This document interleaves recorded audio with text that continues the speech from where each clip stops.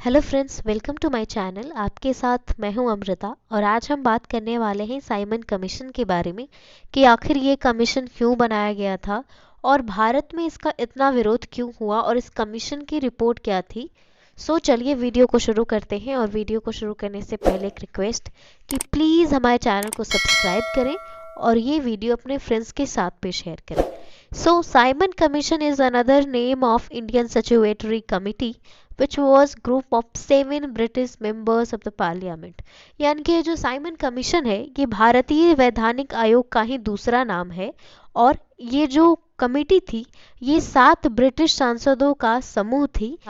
और इस कमीशन के जो चेयरमैन थे उनका नाम था सर जॉन साइमन, जिनके नाम पर इस कमीशन का नाम साइमन कमीशन कर दिया। और एक इम्पॉर्टेंट बात, इस कमीशन में जितने भी मेंबर्स थे यानी कि जो सातों मेंबर्स सारे के सारे ब्रिटिश थे, जिसकी वजह से इस कमीशन को भारत में काफ़ी विरोध झेलना पड़ा, जिसके बारे में हम आगे बात करेंगे। Simon commission was appointed by British government in 1927 and arrived in February 3rd 1920। यानी कि ब्रिटिश सरकार द्वारा इस कमीशन की नियुक्ति की जाती है 1927 में और 1928 में इस कमीशन को भारत भेज दिया जाता है और 3 फरवरी 1928 से ये कमेटी भारत में काम करना शुरू करती है और 3 फरवरी को ये बॉम्बे पहुंच जाती है, जहां से ये कमीशन अपना काम करना शुरू करती है।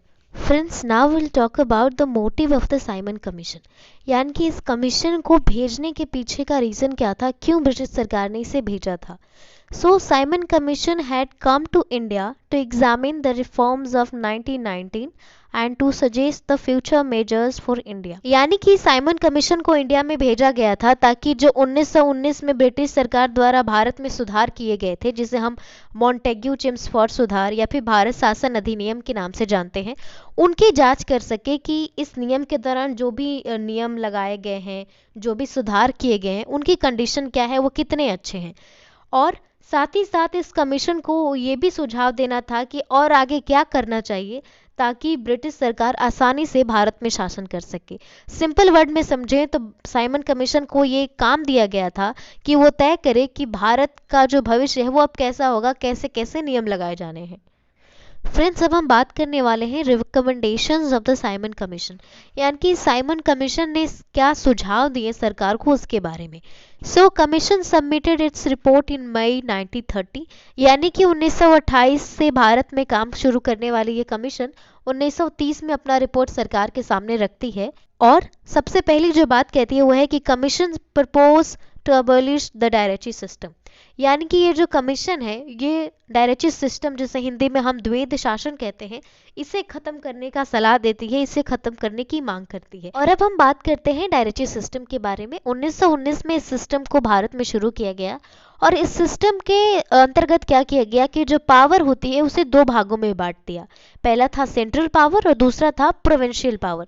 ठीक है, इसमें क्या किया गया कि जिन मुद्दों पर सेंटर फैसला लेता था उसे सेंट्रल पावर बना दिया और जिन मुद्दों पर प्रांत को लेने का हक था फैसला उसे प्रोविंशियल सब्जेक्ट बना दिया। ठीक है, सेंट्रल सब्जेक्ट में वो मुद्दे आते थे जैसे देश की सुरक्षा, डिफेंस का मुद्दा हो, देश में कैसा मुद्रा चलेगी, करेंसी कैसी चलेगी वो मुद्दा हो, या फिर क्रिमिनल लॉ से रिलेटेड जो भी नियम बनाने हैं वो सारे जो फैसले हैं वो सेंट्रल गवर्नमेंट लेती थी, जिसे हम सेंट्रल सब्जेक्ट कहते हैं। लेकिन medical, education, irrigation, land revenue जैसे मुद्दे थे उन पे फैसला लेने का हक प्रोविंसेस यानी प्रांत को दे दिया गया, जहाँ पे गवर्नर शासन करते थे, राज्य करते थे।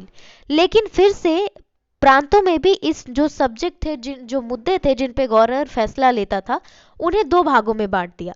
पहला था ट्रांसफॉर्म सब्जेक्ट और दूसरा था रिजर्व सब्जेक्ट। ट्रांसफर्ड सब्जेक्ट को हम हिंदी में हस्तांतरित विषय कहते हैं और रिजर्व्ड सब्जेक्ट को हम आरक्षित विषय कहते हैं। ये जो आरक्षित विषय थे इसमें लैंड रेवेन्यू हो गया, यानी कि जो जमीन पे जो कर मिलता था वो हो गया, पुलिस हो गया, फाइनेंस हो गया उस प्रांत का, ये सारे मुद्दे शामिल थे जिन पे सिर्फ फैसला लेने का हक वहाँ के गवर्नर को होता था। यानी कि गवर्नर को हक था कि वो जो भी चाहे इन मुद्दों के रिगार्डिंग वो फैसला ले सकता है। लेकिन ये जो ट्रांसफर्ड सब्जेक्ट थे यानी कि जो हस्तांतरित विषय थे, इनमें छोटे मोटे मुद्दे शामिल थे जैसे इरिगेशन हो गया, एग्रीकल्चर हो गया और एजुकेशन हो गया, लाइब्रेरी हो गई, ये सारे मुद्दे इसमें शामिल किए गए थे जिन पे फैसला लेने के लिए एक विधान मंडल बनाया गया था, एक प्रोविंशियल लेजिस्लेचर बनाया गया था, जिनकी सलाह पर इन मुद्दों का फैसला गवर्नर करना था। यानी कि रिजर्व सब्जेक्ट आरक्षित विषय वो मुद्दे थे जिन पे सिर्फ गवर्नर फैसला करता था, और ये जो ट्रांसफर्ड या हस्तांतरित विषय थे इस पे वो विधानमंडल के सलाह से फैसला लेता था। लेकिन साइमन कमीशन ने अपने रिपोर्ट में इस सिस्टम को हटाने की मांग की। उसके हिसाब से ये जो सिस्टम था इसका कोई फायदा नहीं हो रहा था। सेकेंड जो पॉइंट था रिपोर्ट का कि it retained separate communal electrodes for Hindu and Muslim, यानी कि इस कमीशन ने हिंदू और मुसलमान के लिए अलग अलग निर्वाचन मंडल बनाए रखने की बात की। अलग अलग निर्वाचन मंडल बनाने का जो सिस्टम था वो 1909 में शुरू हुआ था, जिसे 1919 में भी जारी रखा गया। लेकिन कमीशन ने कहा कि ये जो सिस्टम है इसे जारी रखना चाहिए। ठीक है, सेपरेट इलेक्टोरेट यानी कि अलग अलग निर्वाचन मंडल का मतलब होता है कि माना कोई एरिया है, ठीक है, यहाँ पे हिंदू हैं, मुसलमान हैं, सिख हैं, ईसाई हैं, यहाँ की किसी सीट को जहाँ पे इलेक्शन होता है उसे रिजर्व कर दिया जाता था किसी एक जाति के लिए, जैसे हिंदू के लिए रिजर्व कर दिया या फिर मुसलमान के लिए रिजर्व कर दिया, और इस सीट के लिए जो भी वोटिंग होगी वो उसी कास्ट के लोग करेंगे जिस कास्ट का नेता यहाँ पर खड़ा है जिसके लिए सीट रिजर्व है। ठीक है, माना कि अगर ये जो सीट है हिंदू के लिए रिजर्व है तो सिर्फ हिंदू इस पे वोट करेंगे, लेकिन अगर मुसलमान के लिए रिजर्व है तो सिर्फ मुसलमान करेंगे। इस सिस्टम को साइमन कमीशन ने कहा कि जारी रखना चाहिए, जिसको लेकर महात्मा गांधी जैसे जो बड़े नेता थे काफी नाराज हुए, क्योंकि उनका मानना था कि अगर कास्ट के बेस पे अलग अलग इलेक्ट्रोड्स, अलग अलग निर्वाचन मंडल बनाए जाएंगे तो ये देश की एकता को खतरा पहुंचा सकते हैं। नेक्स्ट है governor should have डिस्क्रिशनल power in administrative and internal security. लेकिन इस जो कमीशन था इसने गवर्नर को बहुत ज़्यादा पावरफुल बना दिया। चाहे कोई प्रशासनिक मुद्दा हो या फिर सुरक्षा से जुड़ा कोई मुद्दा हो, इस पे फैसला लेने के लिए गवर्नर को काफ़ी पावर्स, काफ़ी शक्ति प्रदान की। यानी कि इस कमीशन ने गवर्नर को काफ़ी ज़्यादा पावर देने की डिमांड करी। Commission did not mention dominion status for India at all.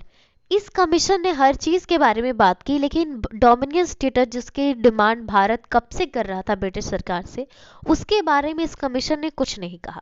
Dominion status का मतलब होता है कि दूसरे देशों के साथ रिश्ता कैसा होगा, और भारत के जो सुरक्षा से रिलेटेड मामले हैं इन दोनों चीजों को छोड़कर देश के अंदर जो भी फैसले होते हैं, जैसे देश में खेती कैसे करनी है, यहाँ पे क्या पढ़ना है, कैसे पूजा करनी है, कौन सा धर्म मानना है, ये सब जो चीजें हैं उसका फैसला हम करें। ठीक है, भले ही हम पे ब्रिटिश राज कर रहे हों, लेकिन फॉरेन पॉलिसी यानी कि दूसरे देश के साथ कैसा रिश्ता होगा और भारत का डिफेंस सिस्टम, इन दोनों चीजों को छोड़कर जितने भी फैसले हैं उन्हें लेने का हक हमें हो, हम भारतीयों को हो।